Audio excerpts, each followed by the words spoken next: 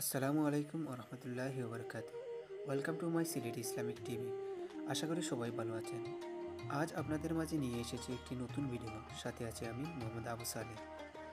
আমাদের মাঝে হয়তো অনেকেই আছেন ইমানের যে মূল ভিত্তি কালেমা সঠিকভাবে বলতে পারি না এবং জানি না। তাই প্রিয় বন্ধুরা, আমরা আপনাদের মাঝে নিয়ে এসেছি কালেমা কিভাবে পড়বেন তা সম্পর্কে। প্রিয় বন্ধুরা, যদি আমাদের এই ভিডিওটি আপনাদের ভালো লেগে থাকে তাহলে অবশ্যই আপনারা ভিডিওটি শেয়ার করে আপনাদের বন্ধুদেরকে জানিয়ে দিতে পারেন এবং আমাদের চ্যানেলটি সাবস্ক্রাইব করে সাথে থাকেন।